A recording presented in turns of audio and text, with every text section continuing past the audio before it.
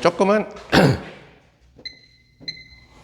정한 거고, 다시 이제 본론으로 들어가야 되는데, 일반 생대성 이론으로 들어가기 위해서는 조금 준비해야 될 일들이 있어요. 그래서 우선 첫 번째로 준비해야 될 게 수학과 4학년 1, 2학기에 배우는 미분기하학의 일부분을, 뭐 여러분도 알다시피 우리 물리과는 수학과 1년 배우는 것을 일주일 만에 끝낼 수 있는 능력이 있는 게 바로 우리의 물리학과의 방법이죠.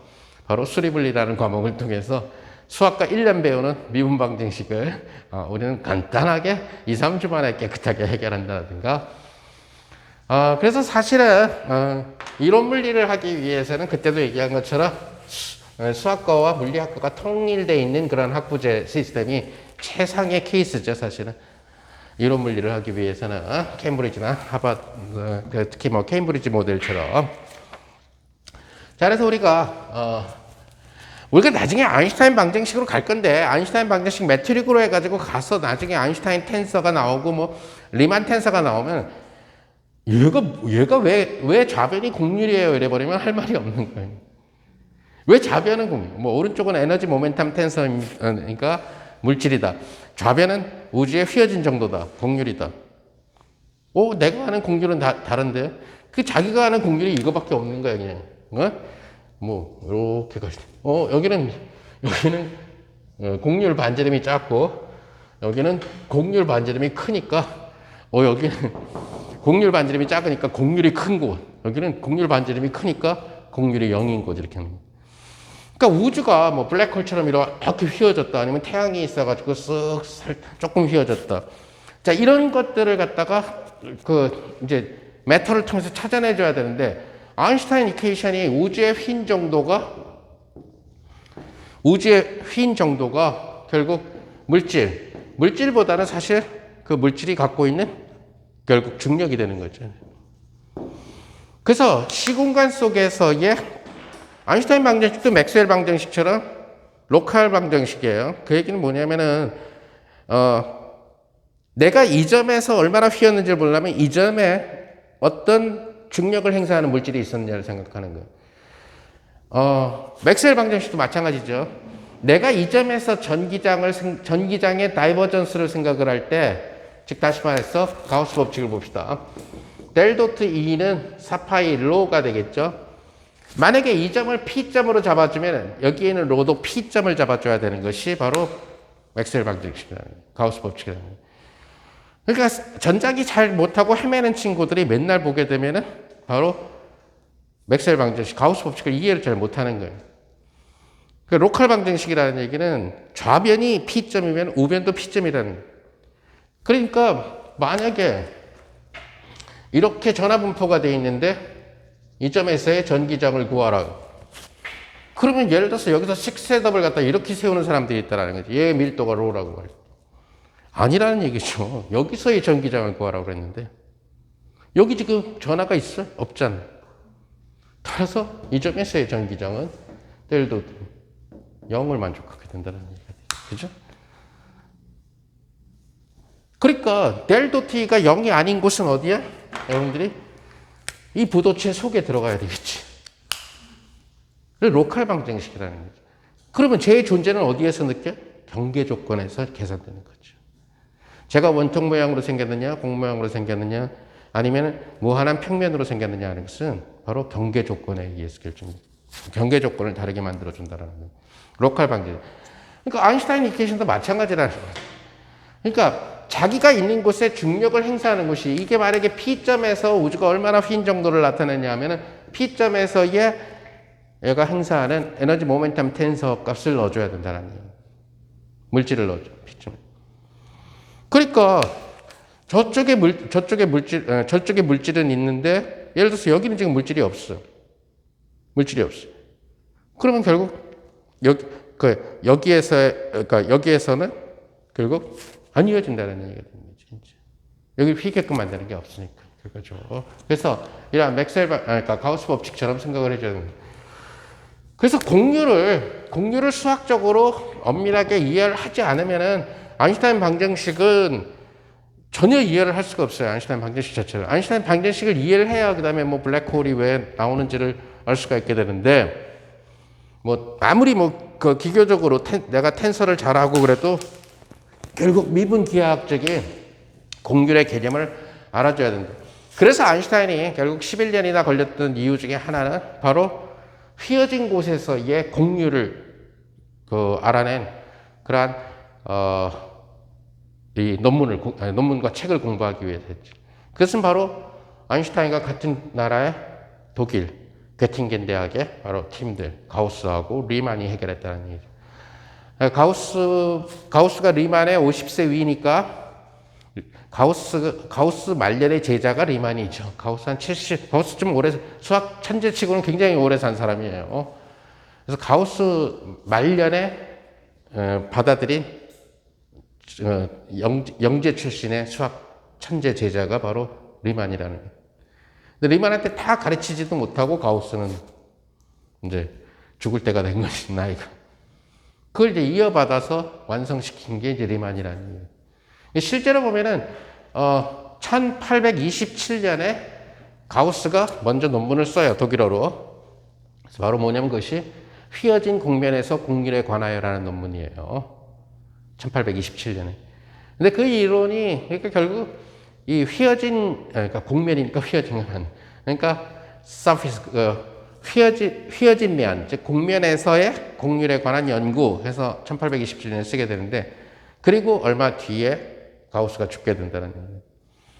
그럼 그걸 누가 다 물려받느냐? 수제자인 리만이 다 물려받아서 결국 리만이 완성을 시키죠. 완벽하게. 그래서 우리는 그 가우스 이름이 갑자기 사라지고 그 리만 기하학이라는 이름이 됩니다. 그러면 리만 기하학 이전에는 뭐냐? 바로 탈레스 유클리드가 했던 유클리드 기하학이라는 거죠. 평면에서 두 평행선은 만나지 않는다. 근데 곡면이 돼버리면 두 평행선이 만날 수도 있고 여러 가지. 즉 평행선 공준이 달라지게 되는 그러한 그 케이스가 된다는. 자, 그러다 보니까 결국 마치 뉴턴 역학에서 아인슈타인 역학 체계로 갈 때 광속이라는 조절자가 얘를 무한대로 보내면 뉴턴 역학으로 가는구나, 광속을. 그런 것처럼 결국 리만 기하학이라는 새로운 기하학에서 그러면 옛날 기하학, 여러분들이 중학교 때 했던 그 기하학으로 가려면 뭐 어떻게 하면 되느냐. 조절자가 바로 뭐냐면 곡률이라는 거죠. 곡률을 잘 조절해서 뭘로 만들어? 곡률을 빵으로 만들어 버리는 거죠. 곡률을 빵으로 만들었다는 얘기는 안 휘었다는 얘기예요. 그래서 안 휘어졌을 때의 기하학이 바로 유클리드 기하학이 된다는 거예요. 예를 들어서 여러분들이 알고 있는 이러한 커브길에서의 곡률을 갖다가 우선 제일 쉬우니까 커브길에서 곡률을 생각을 해보면 이런 커브길에서의 곡률 보통 곡률 반지름을 R이라고 하면 R분의 1로 정의하죠. 그죠? 그것은 바로 로컬리 이 커브길에 휘어진 이 커브길에 접하는 그죠? 접하는 원의 반지름을 찾는 거죠. 찾는 문제가 되는 거죠. 그죠? 그런데 예를 들어서 만약에 얘가 직선을 여행을 하고 있다라고 해보죠. 그럼 직선을 여행을 하게 되면은 이때 이 직선에 어울리는 이 공은 뭐가 되냐면 반지름이 무한대가 된다는 거죠. 그죠? 직선의 경우. 그 직선의 경우는 반지름이 무한대다. 그러면 이게 뭐가? 곡률 반경이 무한대라는 얘기가 돼요. 곡률 반지름. 곡률 반지름의 역수로서 곡률을 정의했다면 결국 무한대분의 1이 돼버리니까 0이 돼서 직선의 곡률은 0이 된다는 얘기가 돼요. 오케이? 실제로 보면은 직선 운동은 원운동이에요. 다시 말해서 반지름이 무한대인 원운동이 직선 운동이에요. 직선 운동이 구심력을 갖다가 행사하지 않는 이유는 구심력이 R분의 mv제곱이고 R은 바로 돌 때마다의 곡률 반지름이에요. 그죠? 그래서 우리가 R이 작아지면 작아질수록 구심력을 크게 받게 되죠. 그죠? 큰 구심력이 필요하죠. 그러니까 급회전을 할 때 큰 구심력이 필요하다는 얘기예요.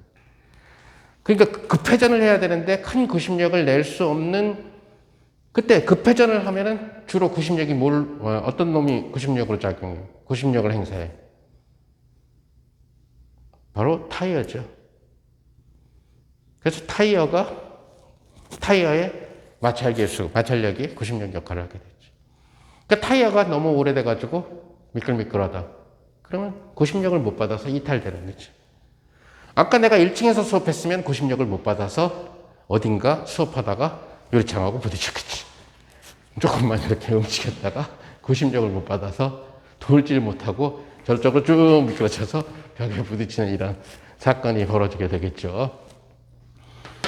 그래서 이런 것들을 따라서 이런 경우에는 곡률 반지름이 어디를 여행하든지 간에 곡률 반경이 무한대예요, 항상. 그 얘기는 뭐냐면 직선을 여행할 때 곡률 반지름이 항상 무한대다. 이 점에서도 곡률 반지름이 무한대. 그럼 곡률 반지름이 무한대니까 무한대분의 mv제곱 구심력. 따라서 구심력은 0이 된다는 얘기. 즉 직선 운동을 하는 동안 조금도 구심력이 필요 없다는 얘기예요.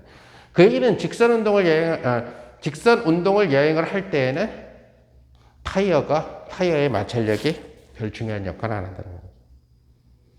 주로 회전할 때 그게 구심력을 갖다가 많이 요구한다는 얘기예요.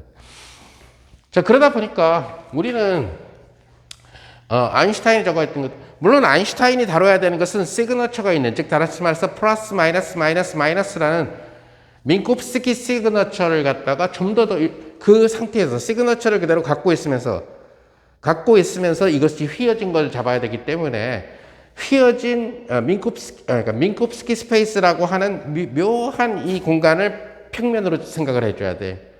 근데 우리가 알고 있는 유클리드의 4차원 평면이 아니라는 얘기죠, 걔는.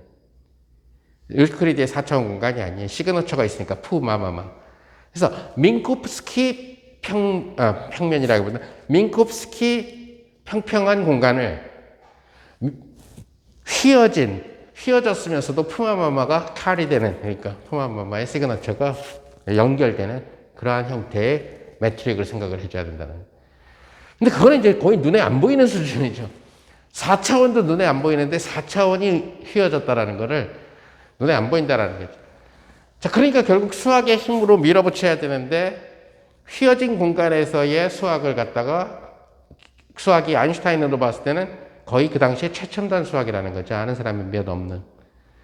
그러니까 누가 제일 많이 도와줬어? 일반 상대론 이론할 때는 수학과 출신의 바로 친구 그로스만이 엄청난 도움을 줬다는 거죠. 자료도 갖다 주고 도와주기도 하고. 그리고 아인슈타인 또 첫 번째 와이프가 같은 대학 수학과 출신이잖아요. 수학과 출신. 그래서 그 첫 번째 와이프도 일조하지 않았어요. 근데 그건 아닌 것 같아요. 왜냐면 사실은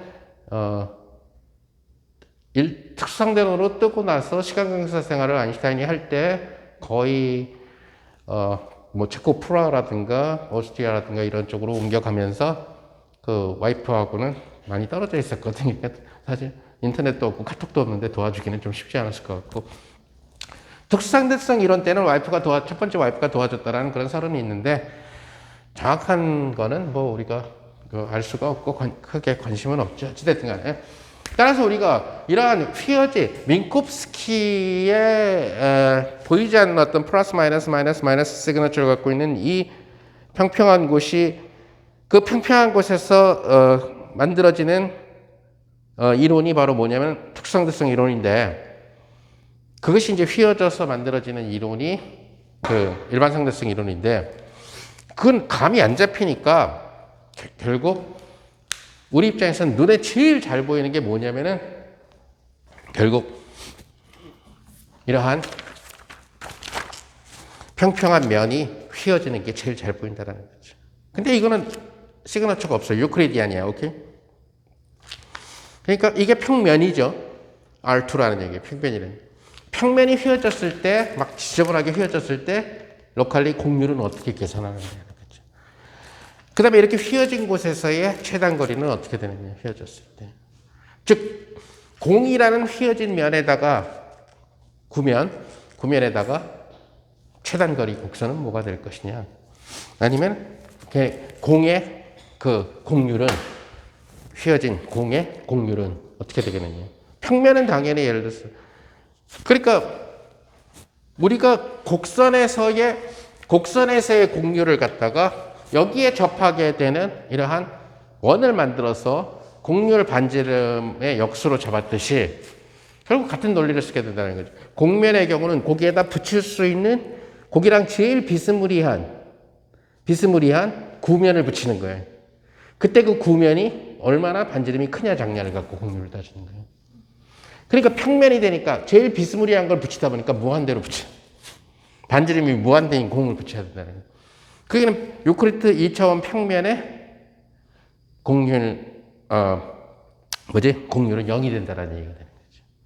자, 그러다 보니까 그런 생각을 갖고 가우스가 1827년 논문에서 결국 휘어진 면에서의 공률에 관하여라는 논문을 쓰게 된 거고, 그걸 이제, 그래서, 공률에 대해서는 리만이 스승인 가우스의 이름을 따서 가우스 커버치, 가우스 공률이라고 이름을 붙여줘요. 근데 우리가 얘기하는 모든 이론은 다 리만 기하게 된다는 얘기. 이제 등장하게 될 아인슈타인 방정식에서 등장하게 될 R은 바로 리만의 이니셜 R이에요. 그래서 그것을 알아야 됩니다.